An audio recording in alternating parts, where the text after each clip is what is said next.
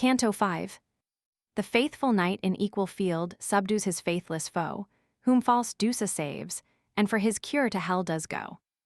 The noble heart that harbors virtuous thought, and is with child of glorious great intent, can never rest, until it forth have brought eternal brood of glory excellent. Such restless passion did all night torment the flaming courage of that fairy knight, devising how that doughty tournament with greatest honor he achieven might. Still did he wake, and still did watch for dawning light. 2. At last the golden oriental gate of greatest heaven gan to open fair, and Phoebus fresh, as bridegroom to his mate, came dancing forth, shaking his dewy hair, and hurls his glistering beams through gloomy air. Which when the wakeful elf perceived 500, straightway he started up, and did himself prepare, in sunbright arms and battulous array, for with that pagan proud he combat will that day. 3.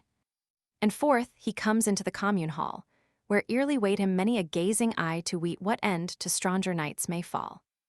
There many minstrels make in melody, to drive away the dull melancholy, and many bards, that to the trembling chord can tune their timely voices degrees cunningly, and many chroniclers that can record old loves, degrees and wars for ladies down by many a lord. 4. Soon after comes the cruel Saracen in woven mail degrees all armed warily, and sternly looks at him, who not a pin does care for look of living creature's eye. They bring them wines of Greece and Araby, degrees and dainty spices fetched from furthest Ind, degrees to kindle heat of courage privily. And in the wine a solemnly oath they bind tea, observe the sacred laws of arms, that are a sin. 5. At last forth comes that far-renowned queen, with royal pomp and princely majesty. She is brought unto a paled green, degrees and placed under stately canopy, the warlike feats of both those knights to see. On other side in all men's open view Douce placed is, and on a tree sansfoy his degrees shield is hanged with bloody hue, both those degrees the laurel guirlands to the victor do. 6. A shrilling trumpet sounded from on high, and unto battle bade themselves address, their shining shields about their rests they tie, and burning blades about their heads do bless. The instruments of wrath and heaviness, with greedy force each other doth assail, and strike so fiercely, that they do impress deep-dinted furrows in the batted mail. The Iran walls toward their blows are weak and frail. 7. The Saracen was stout, and wondrous strong, and heaped blows like Iran hammers great, for after bloud and vengeance he did long. The knight was fierce, and full of youthly heat and doubled strokes, like dreaded thunder's threat, for all for praise and honor he did fight. Both stricken strike, and beaten both do beat, that from their shields forth flieth fiery light, and helmets hewn deep show marks of either's might. 8. So one for wrong, the other strives for right. As when a Gryphon degrees seized of his prey a dragon fears and contreth in his flight, through widest air making his idle way, that would his rightful ravine rend away, with hideous horror both together smite, and souse so sore that they the heavens affray. The wise soothsayer seeing so sad sight, amazed vulgar tells of wars and mortal fight. 9. So one for wrong, the other strives for right, and each to deadly shame would drive his foe. The cruel steel so greedily doth bite in tender flesh that streams of blood down flow, with which the arms, that erst so bright did show, into a pure vermilion now are dyed. Great ruth in all the gazers' hearts did grow, seeing the gored wounds to gape so wide, that victory they dare not wish to either side. 10. At last the Paynim chanced to cast his sudden eye, flaming with wrathful fire upon his brother's shield, which hung thereby, therewith redoubled was his raging ire, and said, Ah, wretched son of waffle sire, dost thou sit wailing by blacky Stygian lake? Whilst here thy shield is hanged for victor's hire, and sluggish German degrees doest thy forces slake to aftersend his foe, that him may overtake. 11. Go caitiff elf him quickly overtake, and soon redeem from his long wandering woe. Go guilty ghost, to him my message make, that I his shield have quit from dying foe. Therewith upon his crest he stroke him so, that twice he reeled, ready twice to fall, end of the doubtful battle deemed though the lookers on, and load to him gan call the false Douce, thine the shield, and I, and all. 12. Soon as the fairy heard his lady speak, degrees out of his swooning dream he 'gan awake, and quickening faith that erst was waxen weak. The creeping deadly cold away did shake, though mauve 500 with wrath and shame and lady's sake, of all attempts he cast a veng to be, and with so exceeding fury at him strake, that forced him to stoop upon his knee. Had he not stooped so, he should have cloven be. 13. And to him said, Go now, proud miscreant, thyself thy message do to German dear, alone he wandering thee too long doth want. Go say, his foe thy shield with his doth bear. Therewith his heavy hand he high 'gan rear, him to have slain, when lo a darksome cloud degrees upon him fell. He no where doth appear, but vanished is. The elf him calls aloud, but answer none receives, the darkness him does shroud. 14. In haste Dusa from her place arose, and to him running said, O prowess knight, that ever lady to her love did chose, let now abate the terror of your might, and quench the flame of furious despite, and blouty vengeance. Lo th, infernal powers, covering your foe with cloud of deadly night, have borne him hence to Pluto's baleful bowers. The conquest yours, I yours, the shield, the glory yours. 15. Not all so satisfied, with greedy eye he sought all round about, his thrusty blade to bath in bloud of faithless enemy, who all that while lay hid in secret shade he stands amazed, how he thence should fade. At last the trumpets' triumph sound on high, and running heralds humble homage made, greeting him goodly with new victory, and to him brought the shield, the cause of enmity. 16. Wherewith he goeth to that sovereign queen, and falling her before on lowly knee, to her makes present of his service seen, which she accepts, with thanks and goodly gree, greatly advancing his gay chivalry. So marcheth home, and by her takes the knight, whom all the people follow with great glee shouting, and clapping all their hands on height, that all the air it fills, and flies to heaven bright. 17. Home is he brought, and laid in sumptuous bed, where many skillful leeches him abide, to salve his hurts, that yet still freshly bled. In wine and oil they wash his wounds wide, and softly can embalmy on every side. And all the while, most heavenly melody about the bed's sweet music did divide, him to beguile of grief and agony, and all the while Dusa wept full bitterly. 18. As when a wary traveller that strays by muddy shore of broad seven-mouthed Nile, unweeting of the perilous wandering ways, doth meet a cruel crafty crocodile, which in false grief hiding his harmful guile, doth weep full sore, and sheddeth tender tears, degrees the foolish man, that pities all this while his mournful plight is swallowed up unawares, forgetful of his own, that minds another's cares. 19. So wept Dusa until eventide, that shining lamps in Jove's high house were light. Then forth she rose, ne lenger would abide, but comes unto the place, where heathen knight in slombering swound nigh void of vital sprite, lay cover 500 with enchanted cloud all day, whom when she found, as she him left in plight, to wail his woeful case she would not stay, but to the eastern coast of heaven makes speedy way. 20. Where grisly night, degrees with visage deadly sad, that Phoebus' cheerful face durst never view, and in a foul blacky pitchy mantle clad, she finds forth calming from her darksome mew, where she all day did hide her hated hue. Before the door her Iran chariot stood, already harnessed for journey new, and coal-blacky steeds iborn of hellish brood, that on their rusty bits did champ, as they were wood. 21. Who when she saw Dusa sunny bright, adorned with gold and jewels shining clear, she greatly grew amazed at the sight, and unacquainted light began to fear, for never did such brightness there appear, and would have backy rittered to her cave, until the witch's speech she 'gan to hear, saying, Yet, O thou dreaded dame, I crave abide, till I have told the message which I have. 22. She stayed, and forth Dusa 'gan proceed, O thou most ancient grandmother of all, more old than Jove, whom thou at first didst breed, or that great house of gods celestial, which wast begot in Demogorgon's hall, and saw'st the secrets of the world unmade. Why sufferedst thou thy nephews dear to fall with elfin sword, most shamefully betrayed? Lo where the stout Sanst doth sleep in deadly shade. 23. And him before, I saw with bitter eyes the bold Sansvi shrink underneath his spear, and now the prey of fowls in field he lies, nor wailed of friends, nor laid on groaning bear, degrees that whilome was to me too dearly dear. Oh, what of God's degrees then boots it to be born, if old Avugel sans so evil here? Or who shall not great knight's children scorn, when 2 of 3 her nephews are so foul forlorn? 24. Up then, up dreary dame, of darkness queen go gather up the reliques of thy race, or else go them avenge, and let be seen, that dreaded night in brightest day hath place, and can the children of fair light deface. Her feeling speeches some compassion moved in heart, and change in that great mother's face, yet pity in her heart was never proved till then, for evermore she hated, never loved. 25. And said, Dear daughter, rightly may I row the fall of famous children born of me, and good successes, degrees which their foes ensue.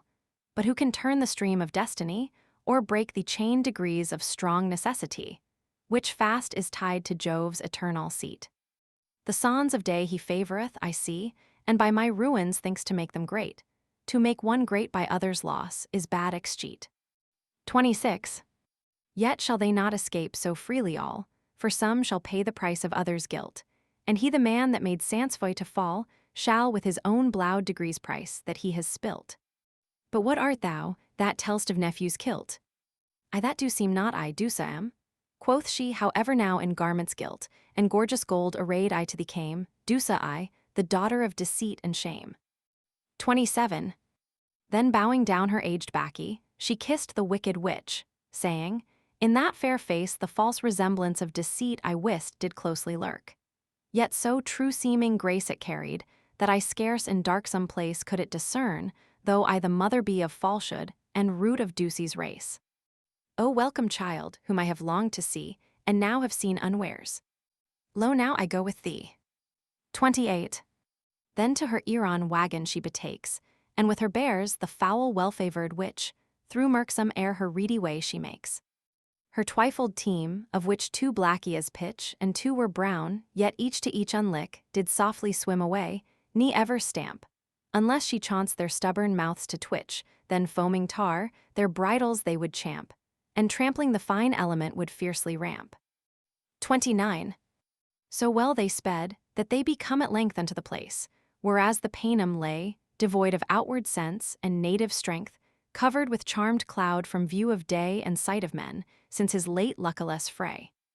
His cruel wounds with cruddy blowed, congealed they binden up so wisely, as they may, and handle softly, till they can be healed, so lay him in her chariot close in night concealed. 30. And all the while she stood upon the ground, the wakeful dogs did never cease to bay, degrees as giving warning of unwanted sound, with which her Errour wheels did them affray. And her dark grisly look them much dismay. The messenger of death, the ghastly owl degrees with dreary shrieks did also her bewray, and hungry wolves continually did howl, at her abhorred face, so filthy and so foul. 31. Thence turning baccy in silence soft they stole, and brought the heavy course with easy pace to yawning gulf of deep Avernus hole.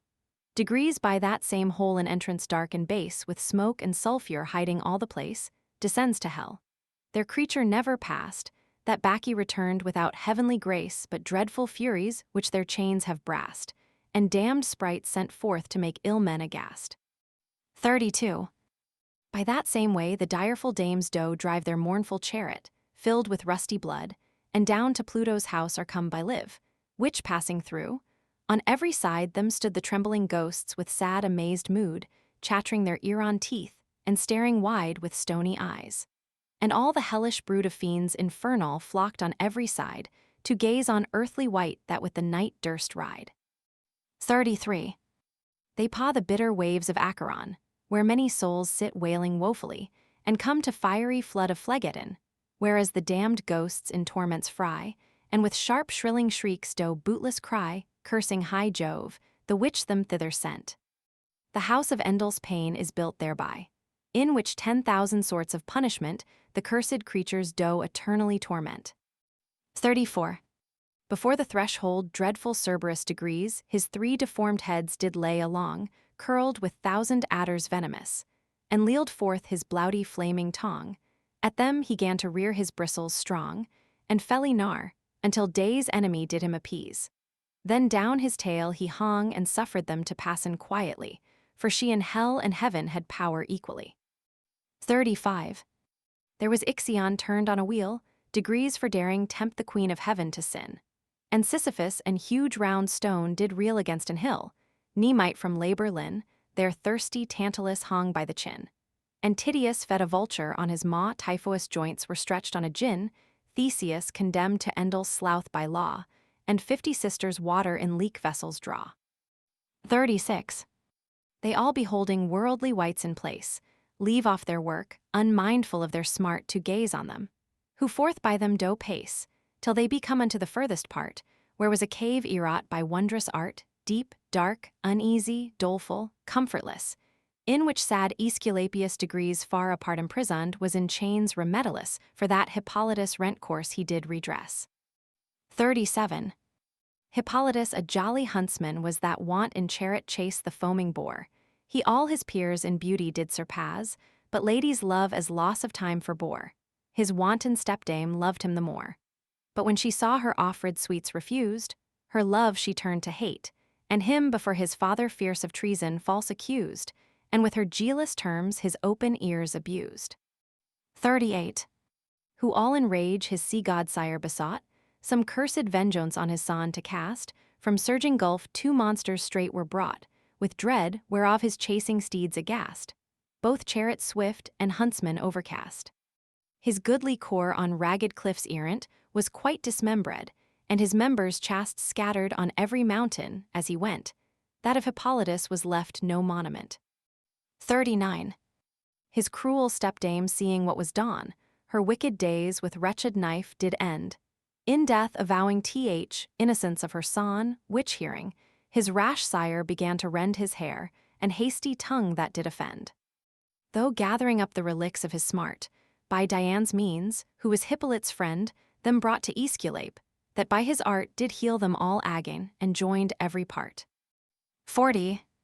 Such wondrous science in man's wit to reign when Jove avised, that could the dead revive, and fate's expired degrees could renew again, of Endel's life he might him not deprive. But unto hell did thrust him down alive, with flashing thunderbolt eon did soar, where long remaining, he did always strive himself with salves to health for to restore, and slake the heavenly fire, that raged evermore. 41.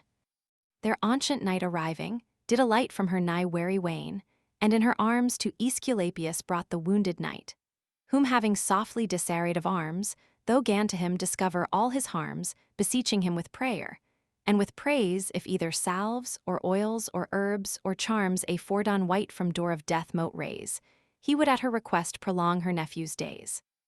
42.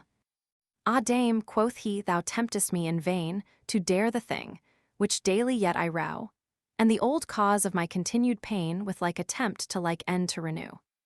Is not enough, that thrust from heaven do here, Endel's penance for one fault I pay, but that redoubled crime with vengeance new thou biddest me to eke.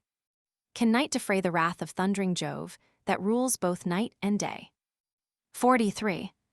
Not so, quoth she, but sith that heaven's king from hope of heaven hath thee excluded quite, why fearest thou, that canst not hope for thing, and fearest not, that more thee hurten might, now in the power of everlasting night?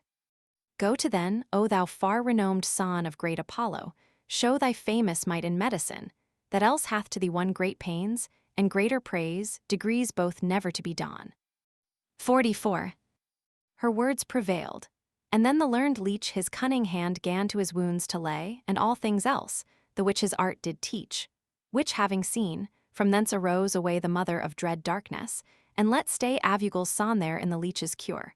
And Bacche returning took her wonted way, to run her timely race, whilst Phoebus pure, in western waves his weary wagon did recure. 45. The false Dusa leaving noyous night, returned to stately palace of Dame Pride, where when she came, she found the fairy knight departed thence, alb his wounds wide not throughly healed, unready were to ride. Good cause he had to hasten thence away, for on a day his wary dwarf had spied where in a donjon deep huge numbers lay of caitiff wretched thralls, that wailed night and day. 46. A rueful sight, as could be seen with eye, of whom he learned had in secret wise the hidden cause of their captivity, how mortgaging their lives to covetize, through wastful pride and wanton riotize, they were by law of that proud tyranness, provoked with wrath, and envy's false surmise, condemned to that donjon merciless, where they should live in woe and die in wretchedness. 47. There was that great proud king of Babylon, degrees that would compel all nations to adore, and him as onely God to call upon till, through celestial doom thrown out of door, into an ox he was transformed 500 of yore. There also was King Croesus, degrees that enhanced his heart too high through his great riches store, and proud Antiochus, degrees the which advanced his cursed hand gainst God, and on his altars danced. 48. And them long time before, great Nimrod degrees was, that first the world with sword and fire warrayed, and after him old Ninus degrees far did pass in princely pomp, of all the world obeyed. There also was that mighty monarch degrees laid low under all, yet above all in pride. That name of native sire did foul upbraid, and would as Ammon's son be magnified, till scorned of God and man a shameful death he died. 49. All these together in one heap were thrown, like carcasses of beasts in butcher's stall. And in another corner wide were strown the antique ruins of the Romains' fall. Great Romulus degrees the grandsire of them all, proud Tarquin, degrees and too lordly Lentulus, degrees stout Scipio, degrees and stubborn Hannibal, degrees ambitious Sylla, degrees and stern Marius, degrees high Caesar, degrees great Pompey, degrees and fierce Antonius. 50. Amongst these mighty men were women mixed, proud women, vain, forgetful of their yoke, the bold Semiramis, degrees whose sides transfixed with Son's own blade, her foul reproaches spoke. Fair Esthenebia, degrees that herself did choke with wilful cord, for wanting of her will. High-minded Cleopatra, degrees that with stroke of asp sting herself did stoutly kill, and thousands moe the like, that did that donjon fill. 51. Besides the endless routs of wretched thralls, which thither were assembled day by day, from all the world after their waffle falls through wicked pride, and wasted wealth's decay. But most of all, which in the donjon lay, fell from high princes' courts, or ladies' bowers, where they in idle pomp, or wanton plague consumed had their goods and thriftless howers, and lastly thrown themselves into these heavy stowers. 52. Whose case when as the careful dwarf had tood, and made an sample of their mournful sight unto his maester, he no lenger would there dwell in peril of like painful plight, but early rose, and ere that dawning light discovered had the world to heaven wide. He by a privy postern took his flight, that of no envious eyes he mote be spied, for doubtless death ensued, if any him descried. 53. Scarce could he footing find in that foul way, for many courses, like a great lay-stall, of murdered men which therein strode lay, without remorse or decent funeral, which all through that great prince's pride did fall and came to shameful end. And them beside forth riding underneath the castle wall, a dunghill of dead carcasses he spied, the dreadful spectacle of that sad house of pride.